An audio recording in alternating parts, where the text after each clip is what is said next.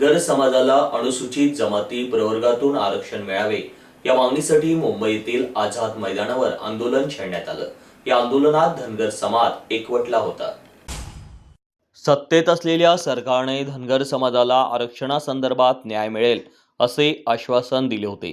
मात्र सत्तेत येऊन बराच कालावधी उलटून गेला तरी धनगर समाजाच्या आरक्षणावर अद्याप ठोस निर्णय झालेला नाही।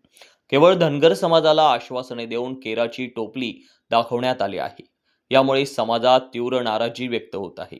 धनगर समाजावर कितीही दडपशाही घातली तरीही धनगर समाज शांततेने आपला पाठपुरावा करण्यास ठाम राहील। या पार्श्वभूमीवर धनगर समाजाला तात्काळ आरक्षण मिळावे यासाठी दिनांक 21 जानेवारी 2026 रोजी मुंबईच्या आझाद मैदानावर निर्णय आंदोलन करण्यात आले। तसेच या संदर्भात धनगर आरक्षणाचे प्रमुख नेते दीपक बोराडे यांनी अधिक माहिती दिली। प्रतिनिधी सुदाम भांबरे।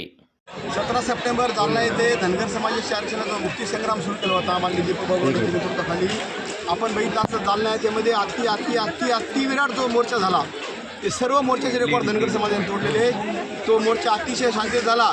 सुई पडली तर आवाज येईल एवढं अतिशय शांततेत होणारं आंदोलन धनगर समाजाचं आहे। आम्ही या ठिकाणी सर्व गोष्टी प्रक्रिया पूर्ण केल्या होत्या आणि दीपक बोराडे यांनी 21 जानेवारीला मुंबईमध्ये येण्याची घोषणा केली होती। सर्व असताना धनगर समाजाला दडपण्याचं दाबण्याचं काम हे विद्यमान सरकार करत आहे। माझी सरकार एवढीच विनंती आहे, तुम्ही धनगर समाजाला जेवढं दाबाल ना त्याचा कित्येक पट हा धनगर समाज उफाळलेला आणि तो उफाळलेला धनगर समाज तुम्हाला कदापि परवडणार नाही। तुम्ही कोणाला भेटले गेले? आम्ही सर्व महाराष्ट्राचा दौरा केला आणि दौरा केल्यानंतरच आम्ही आझाद मैदानाच्या आंदोलनाची सुरुवात केली असेल।